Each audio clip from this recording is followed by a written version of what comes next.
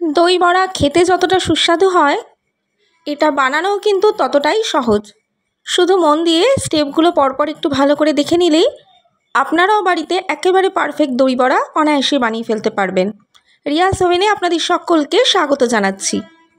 1 cup বিউলির ডাল সারা রাত ভিজিয়ে একটা মিক্সিং জারে একটা লঙ্কা, হাফ ইঞ্চ আদা দিয়ে ভালো করে পেস্ট করে নেব, কিছুটা পরিমাণ জল দিয়ে। জলটা একটু কম ইউজ করতেই চেষ্টা করবেন। এবার এই বেটে রাখা ডালটা একটা বাটির মধ্যে নিয়ে হাফ টিস্পুন নুন, হাফ টিস্পুন ব্ল্যাক সল্ট দিয়ে খুব ভালো করে হাতের সাহায্যে 8 থেকে 9 মিনিট ফেটিয়ে নিতে হবে। ভালো করে ফেটালে এর মধ্যে খুব ভালো করে বাতাস ঢুকতে পারবে, বড়াগুলো ভাজাও ভালো হবে।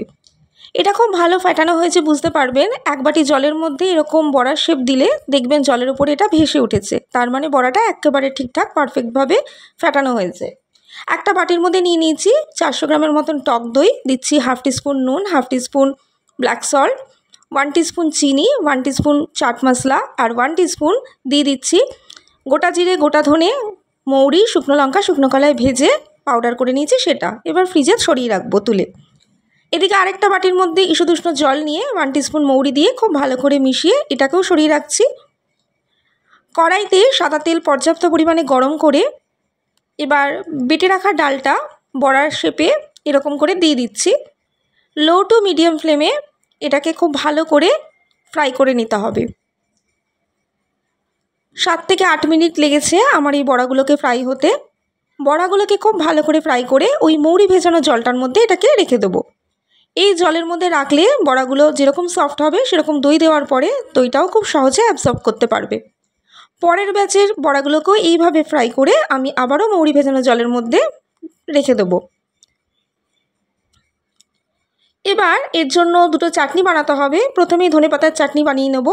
একটা মিক্সিং জারের মধ্যে কিছুটা ধনেপাতা, 3 কোয়া রসুন, হাফ ইঞ্চ আদা, 1 টিস্পুন নুন, দিয়ে দিচ্ছি হাফ টিস্পুনের মতন ব্ল্যাক সল্ট, 1 টিস্পুন চিনি দিয়ে একটা পেস্ট করে উপর থেকে হাফ টেবিল স্পুনের মতন লেবুর রস মিশিয়ে দিলেই ধনেপাতার চাটনি রেডি। একটা বাটির মধ্যে কিছুটা পরিমাণ তেঁতুল ভালো করে জলে গুলে রেখেছি। এবার একটা কড়াইয়ের মধ্যে একটা ছাঁকনির সাহায্যে তেঁতুলের পাল্পটাকে আলাদা করে জলটা ছেঁকে নেব। দিয়ে দিচ্ছি 4 টেবিল স্পুনের মতন চিনি, হাফ টিস্পুন নুন আর 1 টেবিল স্পুনের মতন গোটা জিরে, গোটা ধনে, মৌরি আর শুকনো লঙ্কা শুকনো কলায় ভেজে যেটা রেখেছিলাম সেটা। 3 থেকে 4 মিনিট ফুটিয়ে নিলে এখানে তেঁতুলের চাটনিও একেবারে রেডি।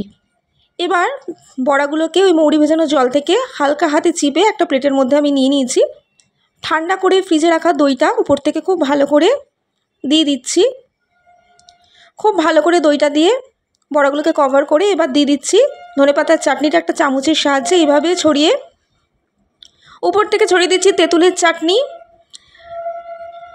আর দিয়ে দেবো গার্নিশিংয়ের জন্য কিছুটা পরিমাণ ঝুরি ভাজা। দেখতে একেবারে পারফেক্ট দই বড়াটা দোকানের মতনই লাগছে, আর এটা খেতেও কিন্তু দুর্দান্ত লাগে। আর সামান্য পরিমাণে কাশ্মীরি লঙ্কার গুঁড়ো এরকম 4-5 থেকে ছড়িয়ে দেবো। ব্যাস, দারুণ স্বাদের দই বড়া একেবারে রেডি। অবশ্যই এইভাবে একবার দই বড়া বাড়িতে বানিয়ে খেয়ে দেখবেন কীরকম লাগলো। ভালো লাগলে অবশ্যই কমেন্ট করে জানাবেন।